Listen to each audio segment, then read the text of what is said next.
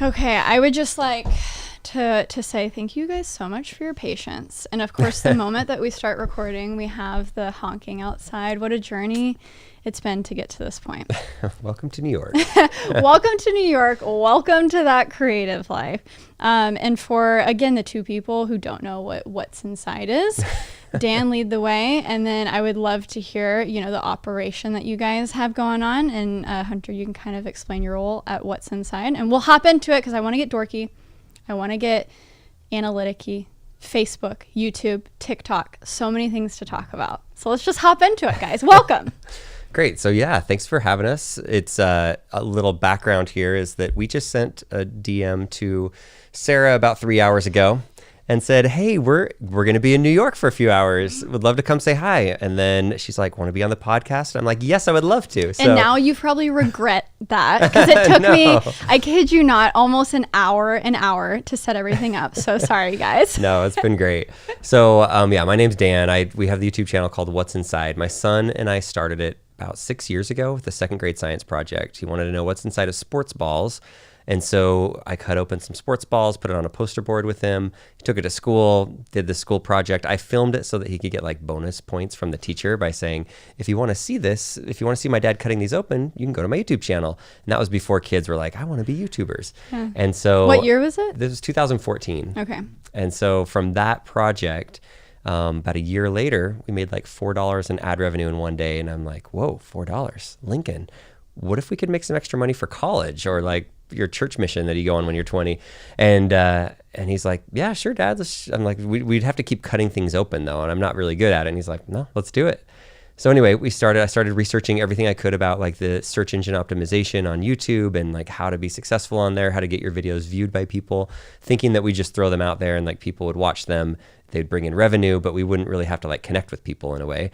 And then after we hit 1,000 subscribers, I'm like, oh my gosh, this was like 4 months after we decided we're going to try to be YouTubers.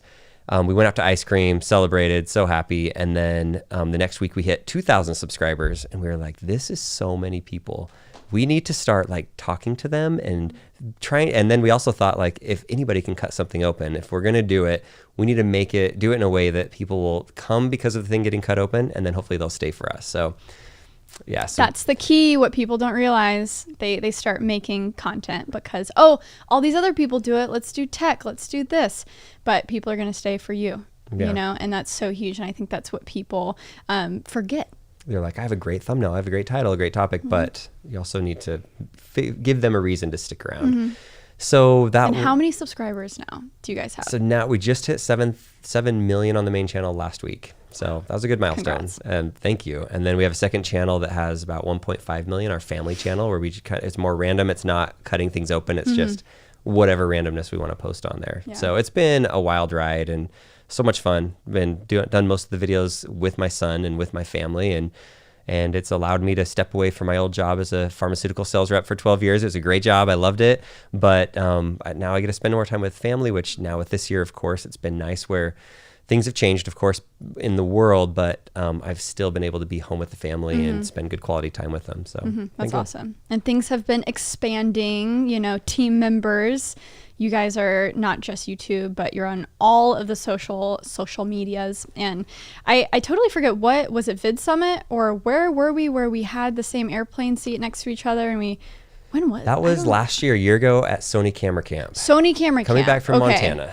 Yeah, things are just so blurry, but I sat there and essentially picked your brain on everything. And so it's really exciting to sit down with you and also sit down with you because I feel like there's so much besides YouTube, right? It's how do we take one 10-minute video and put it on Facebook? But when you put it on Facebook, it's different. Does it have to be square? Does it have to be captions?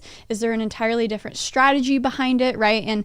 And What's Inside content is very it's fun to watch, but it can appeal to anyone. And that's why I think it's so great that you guys have been expanding to these other platforms. So introduce yourself and also what you do for What's Inside. But I would love to ask you about all of the different ventures that you guys have been doing too. Yeah, so my name's Hunter.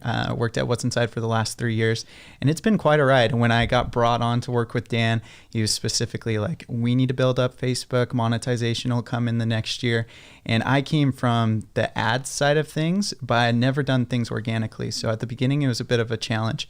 But now we're averaging over 100 million views a year on Facebook organically. There's no ads done whatsoever. And we just passed 900,000 followers on there. We have a second page called Electric Cars, and that's the reason why we're in New York, is because we're going to drive a Tesla from New York City all the way to LA as fast as possible. And it's been great building up that presence on there as well. And I think the biggest thing is Dan is the expert when it comes to YouTube. Like, obviously, he's built like 2 massive followings on 2 different channels. But Facebook is like a whole different beast. Like, it's a whole different audience, and we had to... It's almost scary when you're on the outside. And because I completely went off Facebook probably 5 years ago. I just deleted my personal Facebook because it became about ads and my grandma screaming at people. Like, I don't need that, right? But there's such a need for video content once they started, they're doing ads in different ways, that the platform, oh my gosh, it like craves the type of content that I feel like YouTubers make. But like you said, it's a little different, right? Yeah. It's also a little frustrating as a YouTuber when you've been successful and you get a certain number of views per video and you know how things work. It and then you post everywhere. it on there and you're like, I haven't hit 1,000 views and like it's been 3 days on my video. So a lot of YouTubers will just say, I'm done with this. I'm just going to stick with the other platform and stuff. So that's kind of where Hunter has come in and helped us like do the things that I don't know what to do on Facebook to make it work properly. It's not like you're gaming the system in any like bad way. It's just, there's just like with YouTube, there's things to do on Facebook. There's also things to do. It's just a lot of people maybe don't know that side of it as well. Yeah. So Hunter, school us. Facebook. What's the deal with Facebook? I think the biggest thing with Facebook is people give up too quickly. They post it the first time, like Dan just said, like after 3 days, we only got 1,000 views. But the best thing about Facebook is you can repost your video as many times as possible, and it's another time at bat. So you don't need to hit a home run on the first time. So for example, Dan made a video called What's Inside a Tesla Tire. It did 10 million views on YouTube, and 3 months later we brought it to Facebook. It did 3 million views on the first time, which is really good. But I scheduled the video to be posted 9 times within 3 months. And the thing that throws me off, like on YouTube, when you repost a video, it's like you take the entire video, you upload it, and you go live with it. On Facebook, you just take your original video post and it carries over the stats. Yeah, right? and you share it again with same captions or different based off of what you want. But yeah, and on the 9th time, it did 28 million views within 2 weeks, and to this day, it averages right around like an additional 500,000 views a month just by itself. And so that's the thing with Facebook, is you can build a really great audience just by continuing to repost one video time after time. What was the other video that did really well on there? It was a Mexican jumping bean, right? Yes, this is my favorite one. So I lived in Mexico for 2 years. So I was like, Cinco de Mayo, let's plan this out. And Mexican jumping beans aren't really known in the US. So Dan had this great video where he cut open a Mexican jumping bean. I won't spoil what's inside, but we posted it on Cinco de Mayo. It got 5,000 views in like a year. And I was like so disheartened, but then by that time next year, I reposted it again, and it skyrocketed and did 1 million views in a week. And to this day, it's up to 15 million views. Oh my gosh. And so the difference between like YouTube and Facebook is like YouTube, you can skyrocket or have 0 views on one post. Yeah. And that's how it is, right? But on Facebook, you can continue to repost it time after time, and it just reserves it up. But the biggest thing is the data collection. So what I've seen from our side is once it hits 50,000 views, Facebook knows enough about your video that it'll start to distribute it on its platform in a more efficient manner, more comments, more shares. It just needs enough data to really do a great job. So when you are planning out the different times, what is their strategy with, okay, Monday at 1 p.m., Tuesday at 3 p.m., Friday at 6 p.m. Is it the same time every time?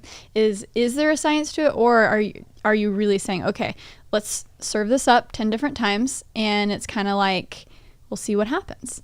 Yeah, so it really depends. Like, I think It depends on the season. So like this time last year, if we were posting at 10 o'clock at night, Mountain Time, which is midnight here in New York, it was crushing it. That was the ideal time to post any of our content that was related to our electric cars page. It would do really well and pick up throughout the day into the next day. But now our main times that we're posting is 8 a.m. and 8 p.m. So we post twice a day right now. Seeing what's working and not being afraid to adjust, because it seems like things do change all the time, especially with YouTube. Things are, obviously electric cars, super hot, and there's a niche there, and it applies to a very general audience, I think, which is good. And I think that's what YouTubers have a hard time balancing, between finding your niche, but also, oh man, how many people really care about the new Sony camera, and I think you've done a good job with that. But how has the transition been from what's inside, cutting things open, who knew that would be so popular, right, to then really pouring into the family channel, sharing more of that, the building a beautiful home in Utah. People seem to be interested in this stuff that you wouldn't think they would, but right, time and time again. Yeah, people just... Dan is out here crushing the game.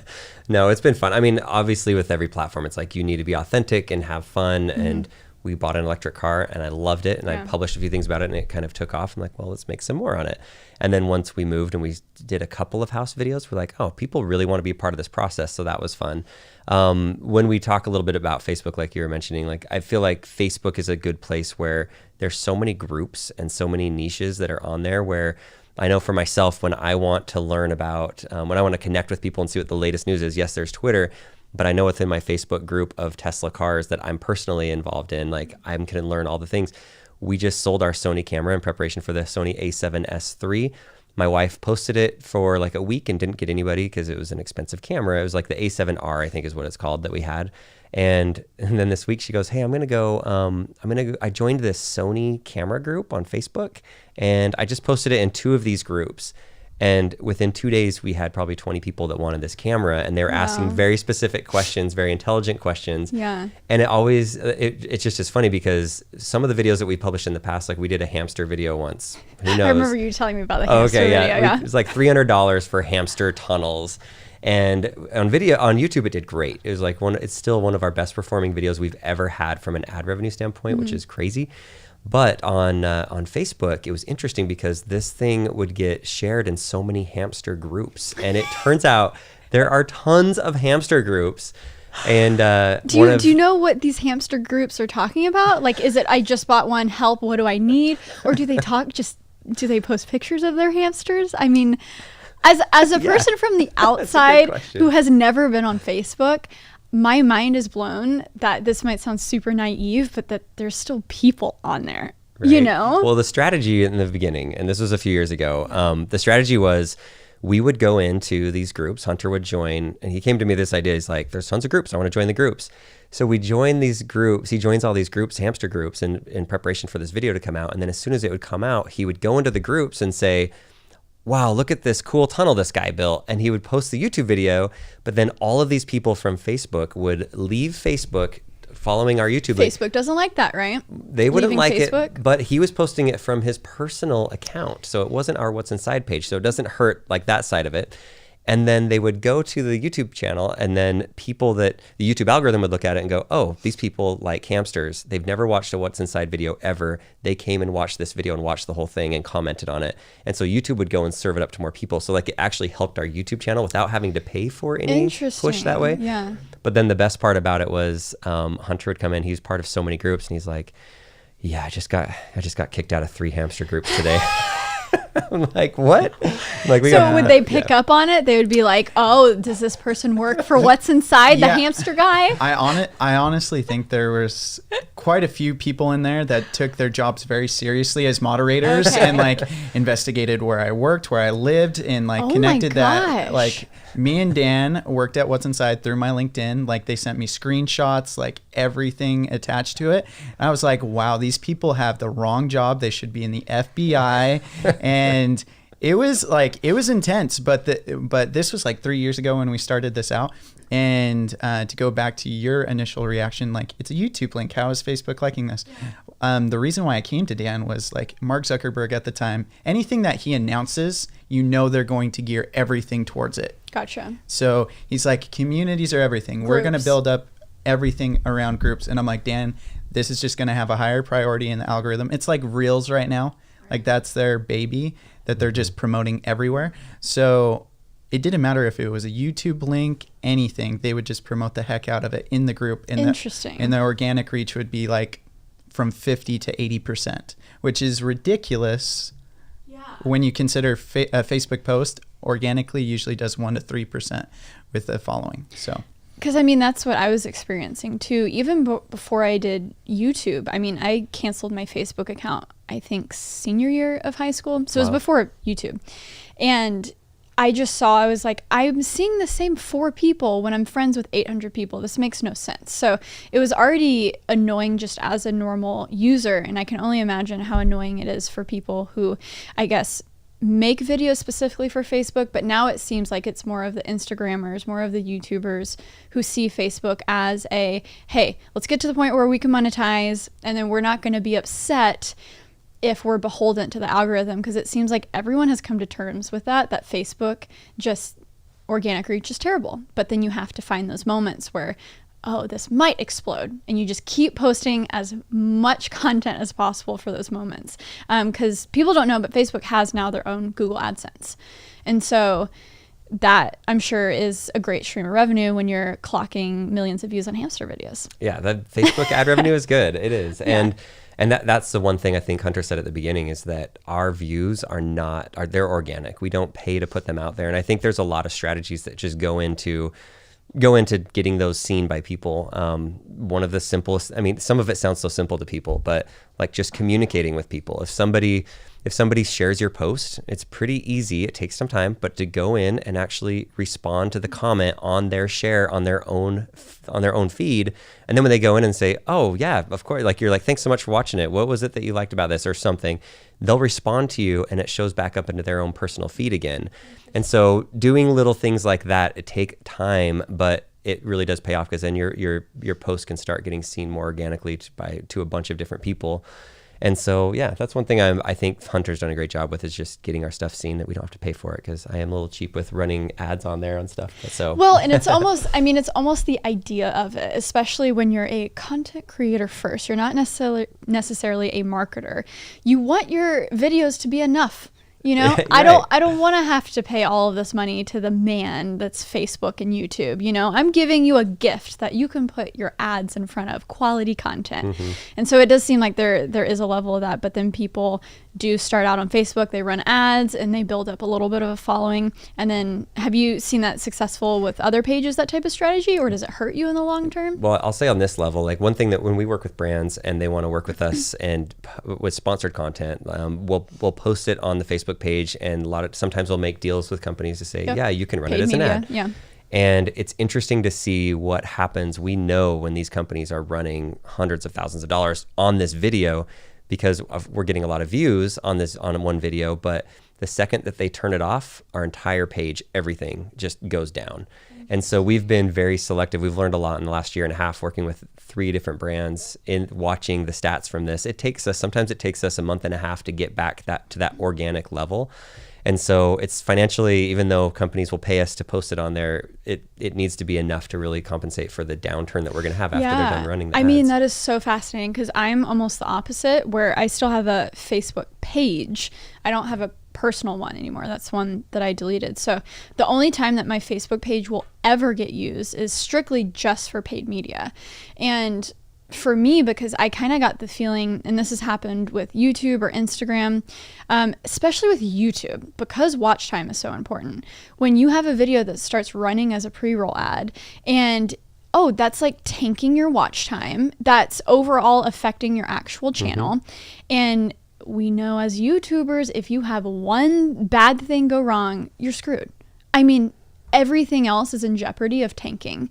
Mm-hmm. And oh my gosh, it's such a delicate tiptoeing that you have to do with branded content, and that's why too, I'm like, okay, if you want to do paid media, you pay me lots of money, because you're literally putting my channels in jeopardy for the next deal, Yeah. for the next piece of content that I'm going to post. So that's interesting that affects Facebook too. For sure. You would think they would want you to spend money on their platform though. Right? Yeah, so it's really interesting. Like I remember we did 2 back-to-back branded campaigns on Facebook within a 2-week basis, and you can clearly see in our analytics, everything was shot from an organic standpoint. We were reaching millions of people because they were spending the ads, but our organic, like monetization, organic reach was just terrible. And it took, when the campaign ended, it went from April to early June, so 2-month basis.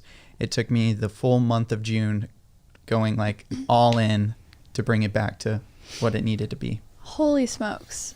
And that's, something that you have to definitely negotiate with the brands. And my frustration with that, not with Facebook specifically, but other platforms, is the brand doesn't care. And so when you try to explain it to them and you try to give specific instructions where like, this has to turn off at this date, you can't do this, you can't do that, they don't care. They just want to spam everyone with it, right? Yeah.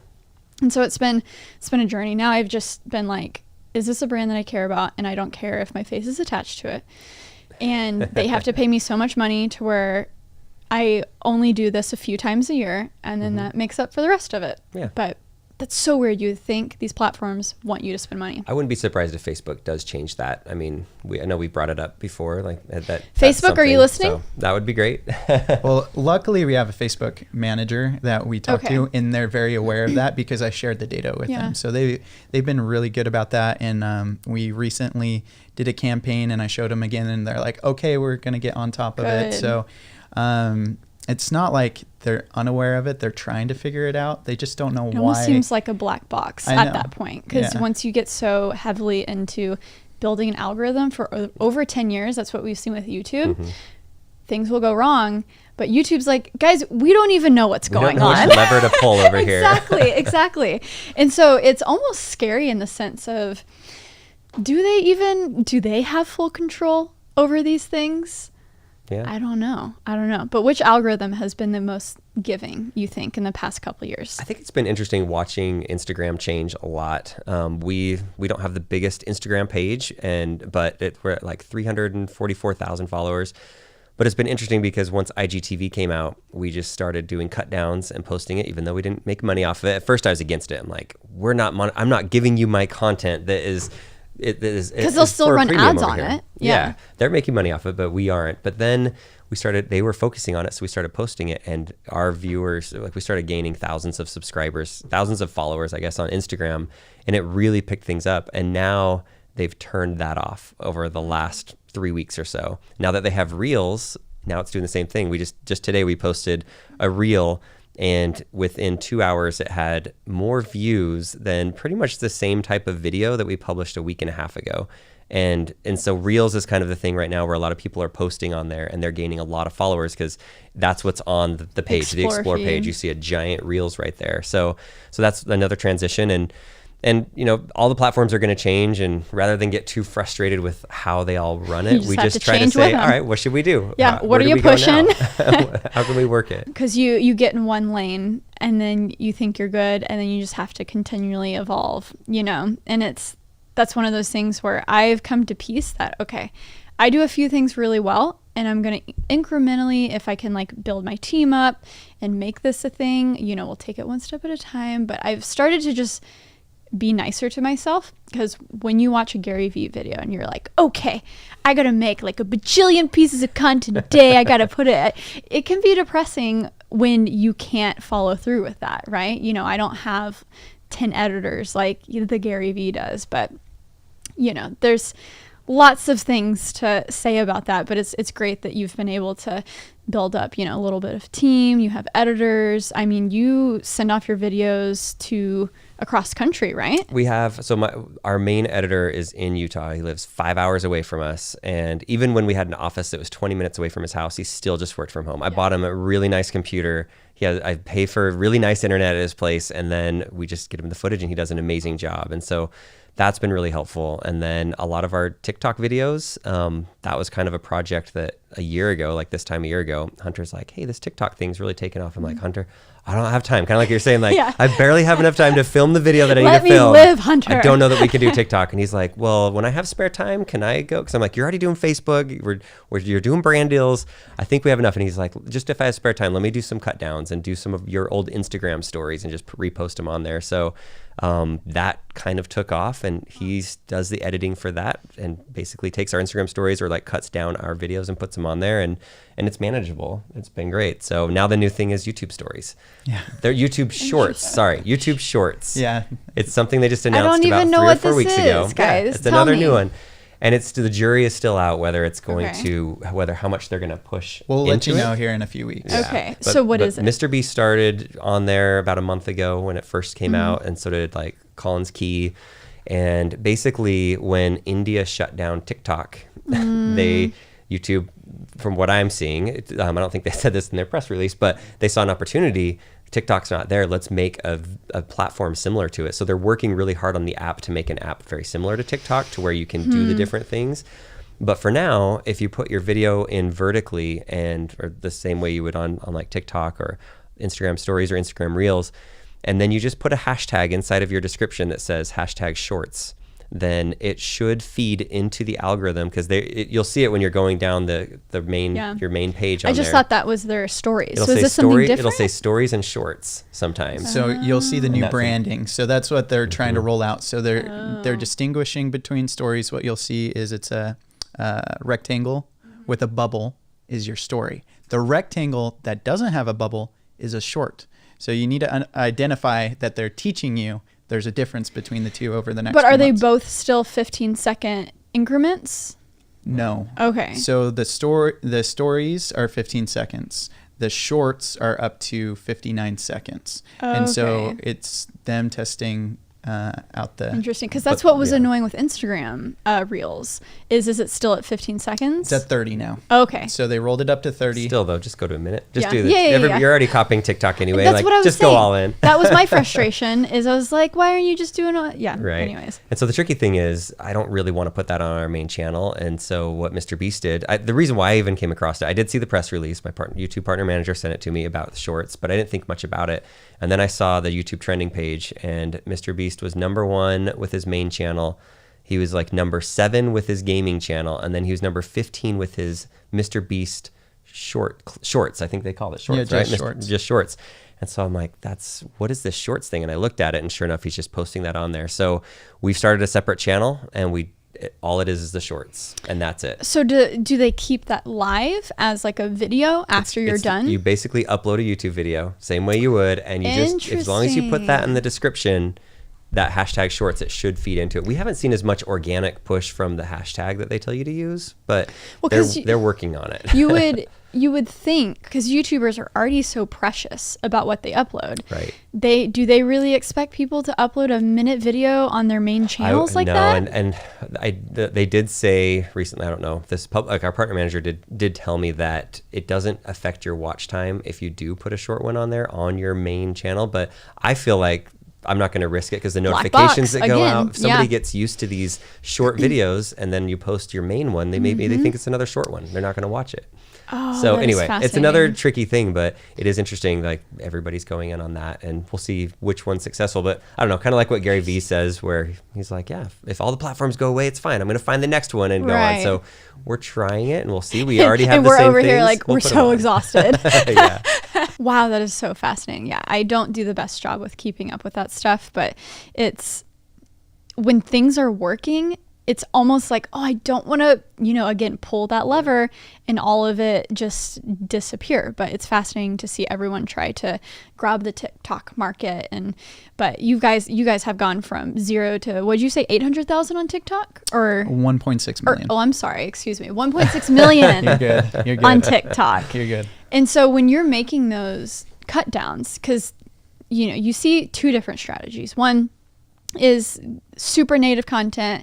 It's the kids out there who are just really good at TikToking, and they do it all in the app, and they use the music and they use the tags. But then other people are repurposing videos from other platforms. How can you make videos that are maybe originally posted on Facebook or YouTube. How do you make that fun and native to TikTok? Are you going in and just editing the video, but then uploading it to TikTok and using the native music tools so it knows that, oh, like, wait, this is audio from TikTok, so this is more of a TikTok, not a upload and send. I know I'm saying a lot of words, but you probably understand what I'm trying to say, right? So what's the strategy behind the repurposing for TikTok? Yeah, like our whole goal going in was sticking to what Dan has done best, like with his best videos and just staying true to himself.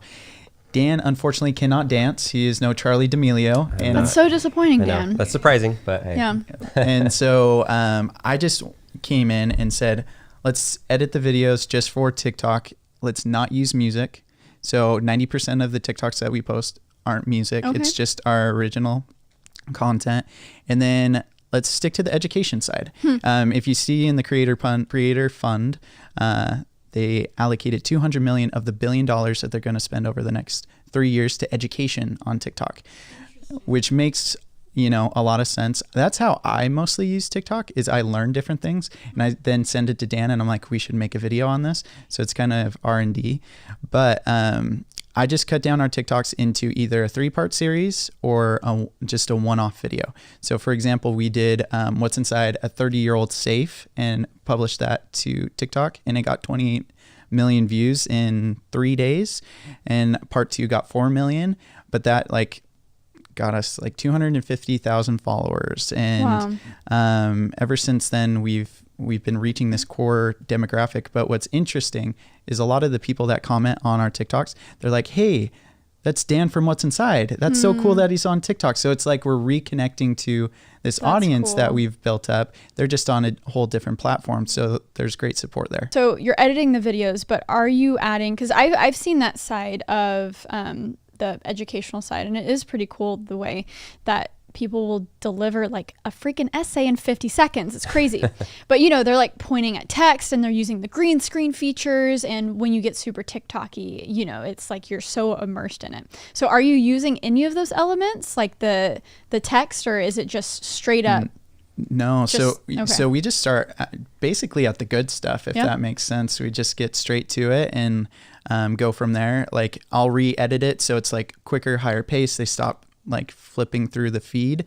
And then it really comes down to like a few different things. Like hashtags are really important. You don't want to go for hashtags with 1 billion plus views. It's really hard to crack. Not too crazy, but niche enough. Yeah. So niche enough. And then you want to start your own hashtag. That's like the number one recommendation. So we started with hashtag What's Inside from the very beginning. So every time I post something with hashtag What's Inside, it'll recommend that new video to that audience that had seen those TikToks before. Not a lot of people do that, but it's basically you're natively tagging your videos so it gets recommended in the feed. And didn't something go viral that was What's Inside? And that helped us too.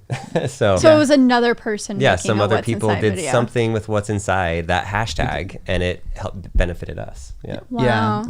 It was, everyone got like these samurai swords and we're cutting open fruit really quickly. It was just like a huge trend. It's like that game, that iPhone game. I forgot what it was Fruit called. Ninja or whatever. Fruit Ninja. Yeah. I'm already learning so much. We're only 30 minutes in, guys. Holy smokes. Okay, so Dan, this is probably a selfish question, but how do I find a hunter? That's a good question. I love the way that I found Hunter too, because it's not traditional. Like I didn't have any employees yet, and I'm like, I really think that we could do something on Facebook. I would love to get somebody that maybe just an intern. That's it. Maybe I'll just get an intern. Brigham Young University is a big school, one of the top business schools in America, and it's just like 30 minutes away from where we lived at the time.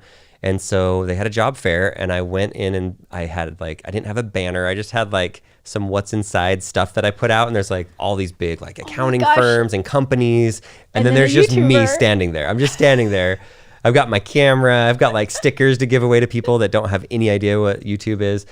And then their advertising school is one of the top in the world at the time, and I had these students that would come up, and they're like so quick to brag about, yes, we're the best in the country, blah, blah, blah. I'm like, okay, so what YouTube channels do you watch? Like, I don't have time for YouTube. I'm studying, I'm working hard at school. Like, okay, what do they teach you about social media in your advertising school? And they're like, we don't do much about advertising on social media. We do like, well, what do you guys work on? TV commercials, billboards. And so I spent a day listening to this. Not one person I don't care if people know who I am or not, but I'm like, how does not one person not know that I'm the guy from What's Inside standing here? If anything, just like say hi, take a picture, but instead they're just like, all right, what do you do for work? What is this company? How do we make TV ads for you? Yeah. So I did a post saying, hey, I'm going to BYU to hopefully find somebody to work for me, to be an intern or something. And Hunter was at a school that's really small in downtown Salt Lake City. It was called LDS Business College, and they have a social media marketing degree that's like a 1-year degree, but it's real world. Like you work with MLMs and you help run their, like he said, he did paid ads. He would run paid advertisements for these MLMs, which makes up like 60-70% of their money that they make these days is through paid advertising. And he just commented on it. He's like, hey, if you don't find anybody, come on up to LDS Business College. We've got a social media marketing degree. So anyway, I called him on my way home. Like I reached out, hey, what's your phone number? Let's chat. Talk to him. He sets up 5 interviews with 5 students. All 5 of them were better than anybody that I talked to at the big school that costs money, a lot of money a year. That's so hard to get into. And you're the one setting up the interviews. Yeah, and he's the one that like wanted. I don't know. He was probably questioning a little bit how much he wanted the job, but I think he was like, yeah, I'll be good and I'll have integrity and like have him interview other people. So then in the end, offered him a job, and then that quickly turned into, all right, why don't you stay for a year? And then we've just kind of evolved together with the way things have run, and started out as basically like an intern, and now we don't have a manager that manages our brand deals anymore. So we've taken it all in house, and Hunter manages a lot of that. So it's been fun to be like employee number 1. And so anyway, that's, I guess my advice on that is, obviously like there's schools, there's a lot of good people that are out there, but if you can get somebody on an intern basis, but also find somebody that's doing some real world work in this and that's watched YouTube, that was kind of one of my criteria. I don't care if it's, it makes anybody sense that you watch. You want somebody that, if it's some channel that I totally disagree with the way that they run things, I won't name any names. If they're fans of them, but they're fans of YouTube, like that's a big plus, because it's easier to teach the other stuff once they have a baseline for YouTube humor and kind of that side of it. So anyway. Why did you bring management and the deal flow in-house? We had a manager that was really good for a few years, and he's great. And they had 6 people under their umbrella. And then after a couple of years, they started to expand and had like 30 YouTubers in there. And we started to see the connections that we had with brands weren't quite as good at that point. Like, cause you would push it off to your manager to manage those relationships. And then sometimes we'd see deals that we had that we'd send off to the management team, and then we wouldn't hear anything back. And then another YouTuber would have the deal that's in the portfolio. And I'm sure they were not doing anything wrong, but it made me think, how hard are they pitching us? Do they say, hey, do you want to work with Kohler? Say the people that do like toilets and sinks and stuff. If we wanted to work with them, would they say, hey, would they want to cut open your toilet? They're like, yeah, we don't want anything cut open. Do they move on to the next YouTuber, or do they really come with a good idea that's like, this is what we do. This is the experience. This is what we've done before in this home space. This is what we'd love to do with your brand. And then if they don't want us to cut it open, then it's like, that's great. We have this way to integrate it that would be awesome. And then whether a brand happens, whether they say yes or no, at least we know that we were represented in a really good way. And walking away, the brand will be like, if they worked with us, great. Hopefully we knocked it out of the park. And if they didn't, at least they can go, you know what, they were cool. We should go back to them another time if there's another product. That's so huge. And I can see how that can go both ways too, because then you don't have the serendipity of, oh, Joe Schmo with 5 million subscribers, that deal didn't work out for him, but maybe your manager would be like, hey, well, what's inside? So I imagine there's like 2 lanes of that. Right. But when you're at the size that you are, I think it's 100% more beneficial to make sure that, like you said, you're being represented 100% like the way you want to. And there's none of that, because I've experienced that before, and it's almost like I don't know, half of it is, it's just the way the industry works, right? But the other half is, if you have the time and the ability and already your own employees to do that, then like, why wouldn't you? Yeah, right? And the first few years of being a YouTuber, it was super overwhelming. Talking to a brand and saying, here's our rate. That was a scary thing, because if they ever said no, I was always afraid they're going to say, man, that dad on YouTube, he seems like he's so nice, but then he asked for all this money and then didn't want to do this or that. But now I'm more comfortable with like how to negotiate, and I know I'm not asking for too much when we're reasonable in the way that we'll ask for things. So it's definitely, managers are not bad. They're not. They can be really helpful, and there's a lot of really good ones out there.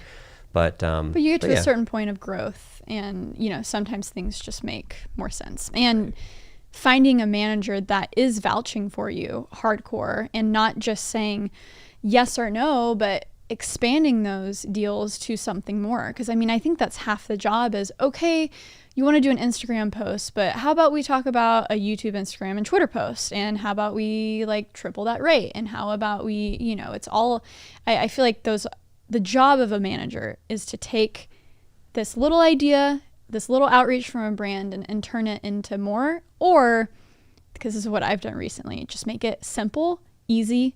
And I'm like, I only want to do, majority of my stuff is like integrations. We gotta slow down a little bit on the big campaigns because I've been recalibrating and hiring and all this stuff. So now for me, it's kind of like more plug and play, like what Linus has been so good with, you know, with his channel, and that 2-minute ad, I'm going to make it great. Everyone will be happy. It's this fee every time. So you don't have to wonder like, oh, are they going to judge me? Like, no, like this is a fair fee. We're all going to be happy. Yes or no, and then move on. That's great. So it's almost like time and place. I feel like YouTubers are always in different modes of their career. And it really is, you know, when you're doing these huge campaigns, it's all encompassing. It is. And I love when you can work with a brand and not just once, but multiple times, where it's like, let's create a relationship where we do really well in this one, and then let's do 5 more videos in the future because I love your product and it integrates naturally into our thing. Sometimes if you have a big firm that's representing you, it's very easy for them to say that one of the first questions they'll say is, how much is your budget for this campaign? Yeah. And they're not going to just, yes, you'll get the brand deal, but the entire team of whatever organization might get so much that maybe that company's kind of wiped out for the next quarter or two. Yeah. But if you're working directly with a brand and helping them grow, then they're going to be pumped that you did such a good job for them, and you can get some more after that, hopefully. 100%. And I think you nailed it on the head, like to expand it into Instagram, into Twitter.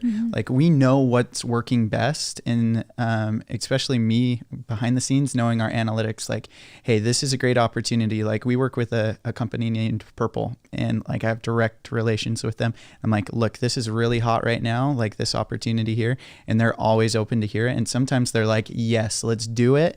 And it's been great to just and being proactive. I mean, that's the huge thing is like, hey, this is happening right now. And that's what I saw in 2016, 2017, once I had this super crappy MacBook Pro and I was having these experiences. I was like, oh my God, this is terrible.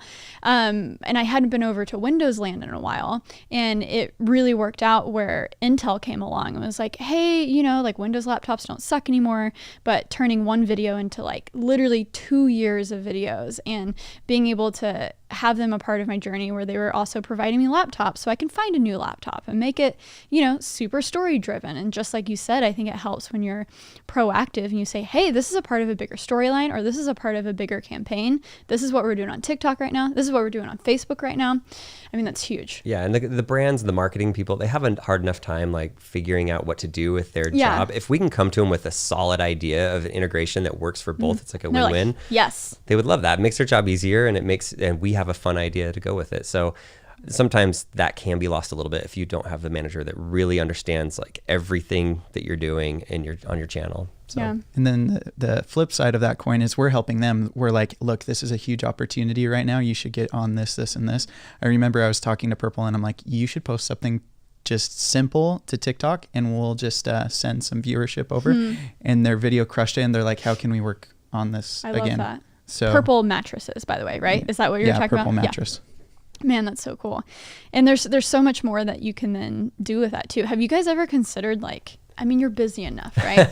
But some arm of like consulting, whether it's with brands or creators or just, you know, making like 10 other hunters to go out and help people. You know, we've looked into cloning. It's a little more difficult than you would think. Okay. We're hoping Elon Musk will help out with that. Exactly. Cloning side. Neuralink somehow. The Neuralink, yeah. We can just put my brain in like 10 droids that or would be something. great. Yeah, I mean, but on like a small side note, like after not having a manager anymore, that did expand it to where we do have a lot of friends in YouTube space that are looking for brand deals. And so we do help some YouTube creators like with their brand deals, but it's not like we're an agency or do anything like that. It's mostly like our close friends. If there's a really cool company that we work with and they're looking for a couple others, Let's be like, hey, what about this YouTuber? I bet they could do something cool. So it's been fun to help out some of our friends that are YouTubers and bring some cool deals to them. But yeah, we're still on the inside working on what's inside. So. Well, I mean, hey, when you find talented people and a good flow and good content, you want to just keep doing that. So how has building a new house and doing all the things? Dan, I have to ask you this question. Yeah. Why did you invite strangers into your home? We didn't just invite a few strangers. We invited, of course, the internet world. Right. But, that's a great question, by the way. That is a great question. Because I was watching that and I was like, this beautiful home. Yeah. And you're going to have like the entire 26,000 people came through our house in a 10-day period. 26,000. So a very valid question. Of Utah. Explain. So, first of all, my wife is very cheap, thrifty, I should say. I don't know. She just wants to get a good deal. And when we decided to build our house, we found the lot, we found everything that we wanted to do, and we already knew we were going to be sharing it with the world on YouTube. We didn't know to what scale, like how many videos, if people really hated it, or if it seemed like we were like bragging the whole time. I didn't want it to be that either. But we had some brands that wanted to work with us for our house, like different awesome brands like Kohler put in like every toilet, every bathtub, every faucet, every little thing. Purple Mattress gave us all of the beds for the house. Like there's some really cool brands that just like budget blinds. They did like all of the smart shades. I love those. Yeah. So I can just watched say that video. I was like, one day when I have a house. They just open and close for you. And so, but our builder was like, we said, what's with the parade of homes? You always have a parade of homes in our small town. For 15 years, every year, it's in February, we drive down from Salt Lake and we just go look through the beautiful homes because we're just like, it's nice to get out of the cold weather. It's sunny down in southern Utah. And so he said, well, a lot of the vendors will give you like 55% off or 60% off of your appliances or off of the services that they do if they know it's a parade home. And I'm like, oh, and then my wife heard that and she's like, yes, we need to do this. Okay. And so, I mean, that makes sense. Yeah. So between YouTube and between just the Parade of Homes, there was a lot of brands that we would tell them about the Parade of Homes and we tell them about YouTube and they wouldn't give a rip about YouTube. That made no value to them. But they're like, yes, Parade of Homes. We will. Interesting. Yes. And is this unique to Utah, southern Utah? There's Parade of Homes all over. Like that concept is around. Okay. But even like in Salt Lake, they have it, but nobody ever goes to it. This one is just, for some reason, is a magnet, and people come from Las Vegas, Nevada. They drive out from California, and it was a super foreign concept to me when I saw it. I was just like, oh my gosh, what? Yeah. And I'm from Texas too, where there's a ton of beautiful homes. Where I feel like as a kid, every Sunday after church we would go look at houses, but as a 10-year-old kid, that was torture. But my parents were having a ball, right? Of course, we've lived in the same house for 20 years, but that was the routine. But I was still shocked by the parade of homes. The crazy thing is, so we did it for 10 days and we had awesome people come through. I kind of set up shop in the RV garage where we have our golf simulator, and I had like a little table. And as you leave, you go through the garage and then you're done. And then people would look out to the left and they'd see me out there. And if they knew us from YouTube, they could come see us and we wouldn't like distract from the builder. It's really the builder and all the subcontractors. Like that's their moment a lot of them get all of their sales for the whole year just from that. Like we did the technology that we have for our smart home. Every single light is connected, every light switch, the shades, the blinds.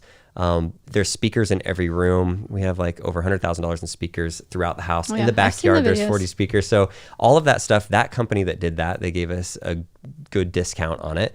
And then they put everything in there. And then every year their Parade of Home, that they're packed for the rest of the year because people come through and see it. But what was crazy is it ended near the end of February. And then COVID got big. Within 2 weeks of this thing ending, of 26,000 people coming through our house, all of a sudden, everything in the world gets shut down. And now, can you imagine now? Like, I can't imagine now. I told my wife a month into this whole COVID thing, I'm like, can you imagine if we had 26,000 people come through now? There's no way. Thinking of the germs and everything.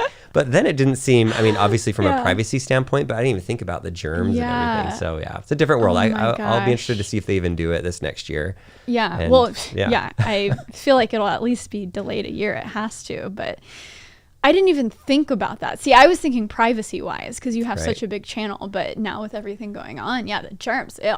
That's it. So you guys didn't get kidnapped. So that's good. And everyone was nice. Yeah, everybody was nice and everybody's been nice so far. Obviously, I still even get a little worried, like people know where we live. Yeah. People find out where we live no matter what it seems like, no matter where you live. But yeah, we have like 30 cameras. We've got a killer security system. So hopefully Heard it that here, helps folks. a little Don't bit. come, don't come mess with them, okay? Yeah. That's why apartment living, I think I'm like, I feel like I'm just going to do this until the end of time, because whenever, I mean, I don't want to give people ideas, but addresses are out there, Yeah. you know? And to my shock, when I was like looking up something, my previous Brooklyn address was just on the internet. And I'm like, Yeah. how?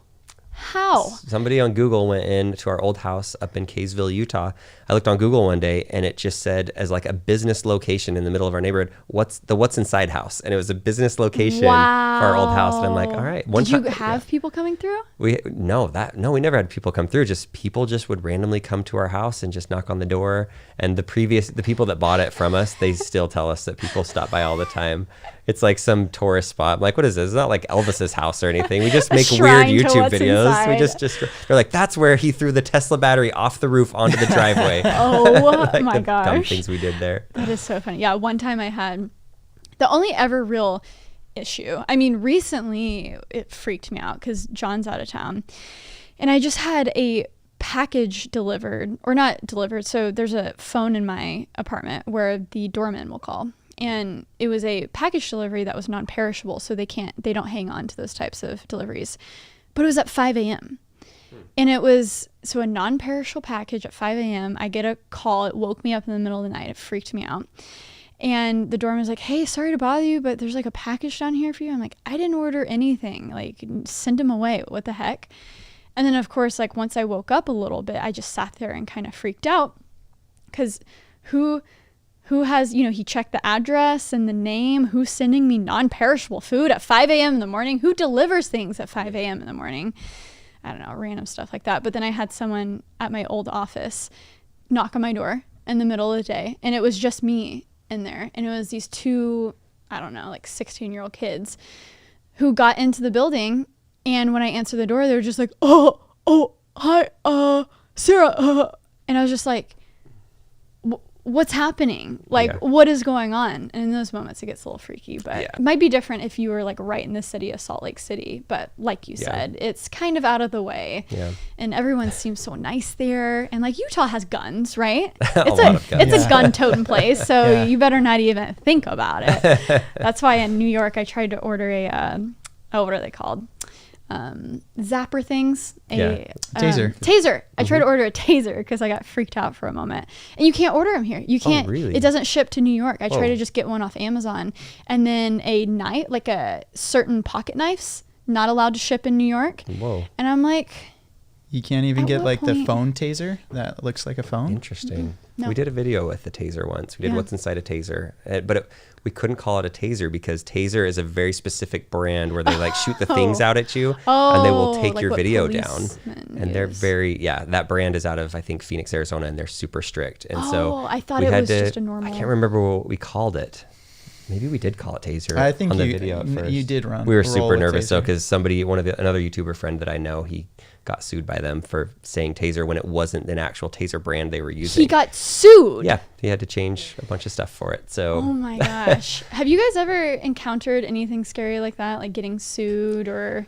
We did a video on what's inside a safe, but this was like we went to Cabela's, and I'm like, a lot of our videos, like we could just do stuff that's around the house, but sometimes I like to buy the thing that everybody's going to buy, have it be new so that it's like real world and people can go, should I buy this or not, based off of whatever video. So we go to Cabela's, I ask them what the most popular safe is. It's this $800 Liberty safe. I can't remember what the name was of it, but anyway.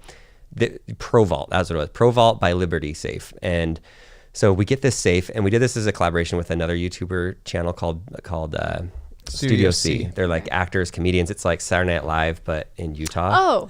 Studio C. Yeah. They're super funny. Do they have different branches, or is it just them? They broke off now, and now they have a new one called... It's called JK Studios. So you have original Studio C cast left to make JK Studios. Yeah, but they're both... Yeah, they're the ones that did the most viral video that they have is when the guys pretend like he's a soccer goalie and he gets kicked in the face by the soccer ball and he keeps blocking it over and over and his face is bloody. And it was like one of the most viral videos of a few years ago. Have it's you hilarious. ever seen that? I might have, then, but yeah. so it wasn't real. I'm It assuming. looks so real, but it wasn't. Okay, They did a that's volleyball funny. one since and he's like, Oh, they keep okay. hitting it at Yes, him. I've seen the volleyball one. They Yes. made that. That's them. Oh my gosh. So it's just these guys, super nice, but they're like even skinnier than me, like skinny and not muscles, not muscular, like I'm not either. And we get this safe and we put it in the backyard and we lock it up and we don't have the code and we're like, all right, we're gonna see what's inside the safe, see if we can actually get into it. And we're thinking this is gonna be like 8 hours that it's gonna take us to film this thing. We take an angle grinder, just go right across it, make this little square, open it up. There's like sheetrock inside. We push it out and we're in the safe. And I'm like, okay, that was the side of the wall. I'm like, that was a little too easy. Wow. And so we're like, that's not good. That company doesn't yeah, like to so see I'm like, that. let's try it a different way. Let's push it over. So we push it over. We get these giant yellow crowbars and it takes us a little longer. It's like 6 minutes. And we are able, the three of us that aren't that strong are able to prop open the door enough to break it open. And so it did really well. The videos like kind of took off. About a week into it, I got an email from like the owner of the company just saying, you need to take this down right now. You are exposing millions of people in the world you're teaching kids how to get guns out of a safe, and there's going to be a tragedy, and it's going to be all of your fault. I've talked to my put all that pressure on. Yeah, he's like, I've talked to BYU, which they're the school that owned the people that we collaborated with. They're like, their lawyers say that they can't do anything because the video's on your channel, but you must take it down. And I was like, if anything, I've had emails from people saying thank you for showing us that this safe is not the one for guns, maybe for documents, but yeah, we'll get a little safer one for our guns. Like, it's not my fault that it's easy to get into your safe. Yeah. I had no malicious intent in making the video about their safe. Oh my gosh. And I referenced, one of the things I referenced in the email to him is the other time that somebody reached out to us. Have you ever seen the Lokai bracelets? It's from here in New York. It's like these little beads that they have. And on one side, it's like this beaded bracelet. Okay. About 5 years ago, it was really popular. Like all the celebrities were wearing it. On one side, it had a black bead. On the other side, it had a white bead. And the black bead had sand from the Dead Sea. The Dead Sea, so the lowest point in the world. And then the other side of it had something with your energy. Yeah, the other one had water from Mount Everest that they would inject in with like a syringe, and they'd have water from Mount Everest. So the whole point is like it's supposed to keep you balanced, and when you're at your lows, to remember your highs. When you're at your highs, remember your lows, to keep you balanced. And so all these athletes would wear them, celebrities. And so we bought a brand new pack for Christmas, 5 packs. We cut open every one, not one drop of water. And I'm like, where's my Mount Everest water in here? Way. And how did that go on for so long? And yeah, and so the guy reaches out, and it was brand new out of the box. Like, this wasn't like on their website. In the video I show it, I'm like, on their website it says sometimes over time the water may go away or evaporate. But I'm like, this is right out of the box. They changed the FAQs within an hour of us publishing the video. I got an email from the founder of the company, this guy in New York, and I was scared. This was earlier on in our YouTube career. I'm like, oh no, what's this guy gonna do to me? And he was like, hey, we saw your video and I'm so sorry there was no water in there. It must have evaporated. I'm going to our facilities in 2 weeks and we're gonna review the whole process. I promise you we put water in every single one. But I'd also like to personally invite you and Lincoln out to New York to see our headquarters and to see how we run. Like, it was the nicest email. And then you disappear. and then we disappear. But we didn't. But I kind of refer to the Liberty Safe guy. I'm like, honestly, it makes me like go with these other guys with Lokai. We got offered $50,000 to make a video for one of their competitors that wasn't as big, and they do sand from like all 7 continents or something in each one of the things. And they're like, hey, we want to do a video. We'll pay you $50,000. You can cut open and you'll see that there's actually sand, and you can do sampling testing on it to see that it came from that continent if you want. And it may sound crazy, but we turned it down because I was like, that CEO is so cool. He changed things. It goes a long way. He tried doing things for good, and we turned down $50,000 to cut open a bracelet, which is a lot of money. And with this Liberty Safe guy, after he threw that out there, I'm like, this makes me want to go like do videos on your competitors and show how they're better just because of That's what people don't realize, and how tight this community is too.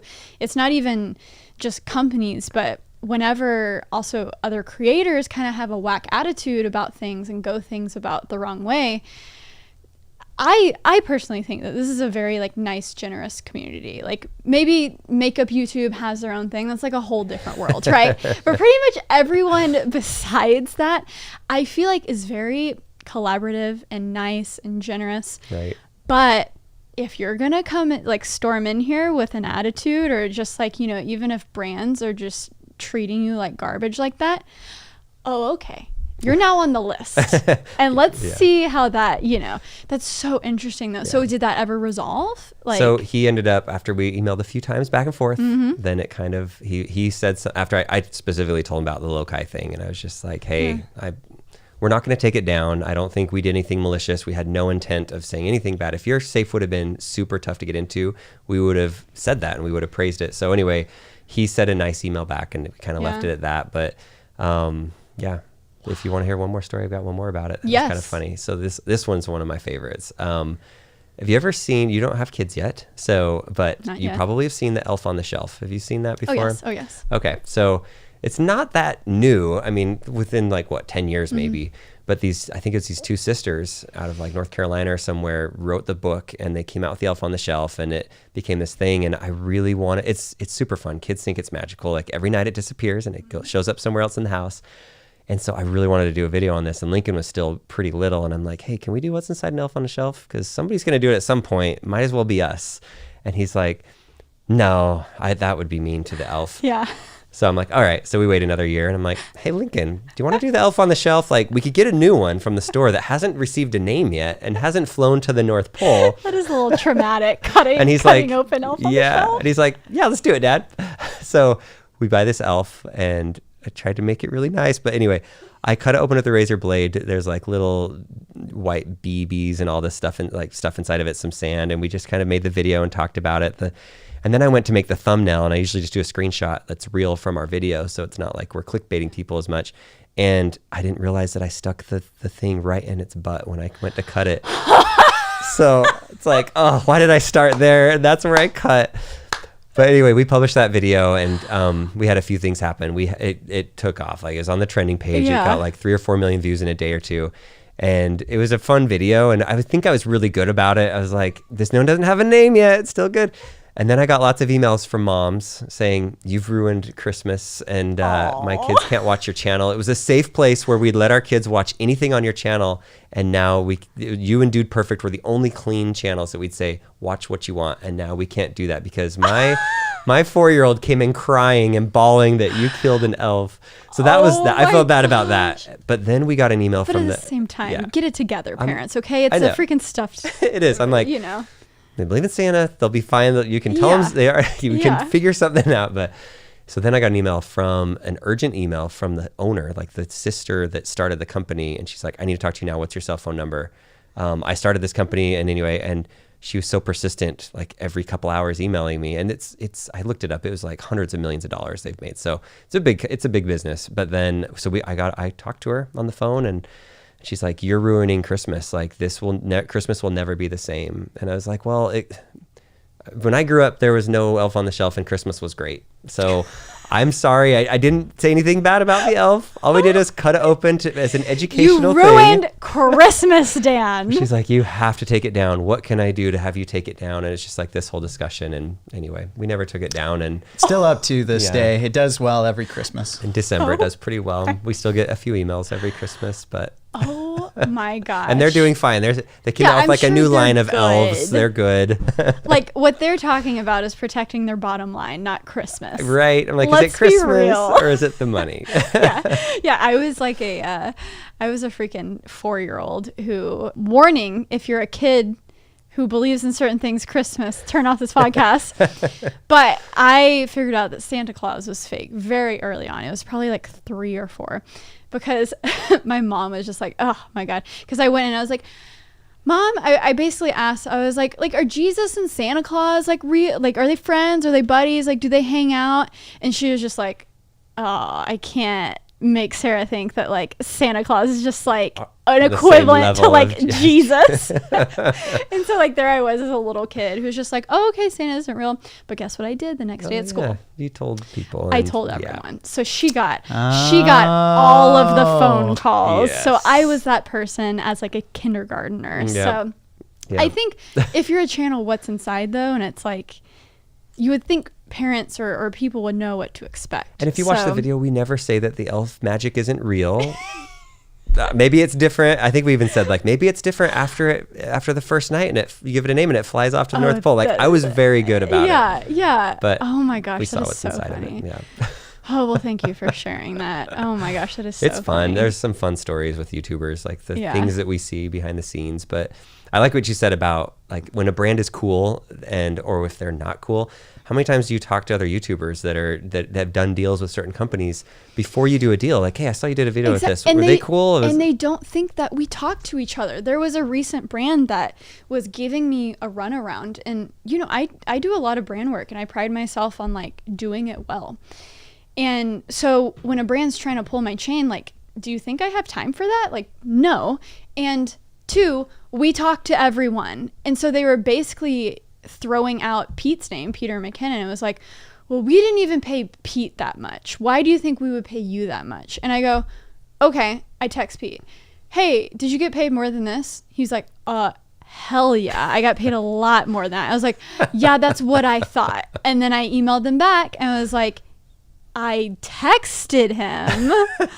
So it's either this or we're not going to do it because that's what I'm worth. So it's one of those things where it's like, brands, if you're cool, and again, you got to do what works for you. So every integration isn't going to work out. Yeah. But if you're cool, we will go above and beyond. And if you're not, like, no one's going to mess with it. Like, it's not, I don't know. It's so weird. And they do think that none of us talk to each other. Right. And the nice thing is if they do their jobs right and you guys do talk to each other and it's a good experience, then like Zach always works with Dan and they do collaborations, and Zach just did a collaboration with Purple. I know I'm mentioning them quite a bit, but it's because Dan and Zach have this great opportunity to work with each other, and Purple's like, yes, anytime they're both in the room, let's just say yes and do this. We basically did the same video too. We did like a tour of their headquarters to see what's inside of it. He had his spin, I had mine, but it kind of, it's funny because it turned out to be similar video, but they both did well and people thought it was interesting. So yeah. And that's what's so important is everyone can put their own spin on it, their own stamp of personality.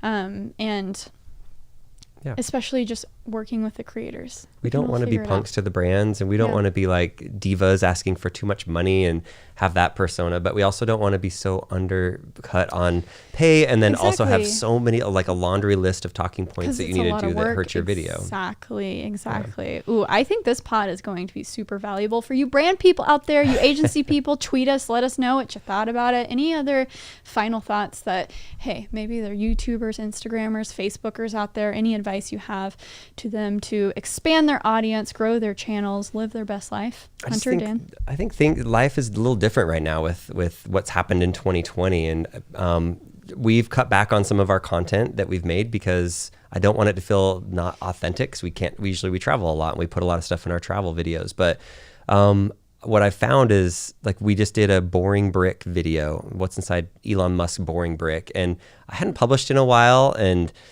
usually with the algorithm, it hates that, but the video got seen by people, and I put more work into that than I've put into a lot of videos. It was just me. I actually researched stuff, and I tried to sound smart to make it look good. It felt like a news story, but I do still feel like if you make good content in your own unique style, and sometimes you go outside of what the algorithm might teach you because you're not publishing every week, I feel like more now than ever, you're going to get rewarded for it. I don't know if YouTube's let off the reins a little bit and said, creator burnout is real and this is how we can help by not punishing you so bad when you miss a week. That has changed, I feel like, a little bit. And then also with COVID, it's like a lot of people aren't making as much content that they used to. So I don't know, don't be afraid to try new things, and don't be afraid to get into it even if your following is low. Like we all start at zero, like we did on Facebook, like we have on Instagram and even YouTube. Yes, we had like a fairy tale story on YouTube we didn't mean to become YouTubers really, but on the other platforms, we started from zero, and there's things,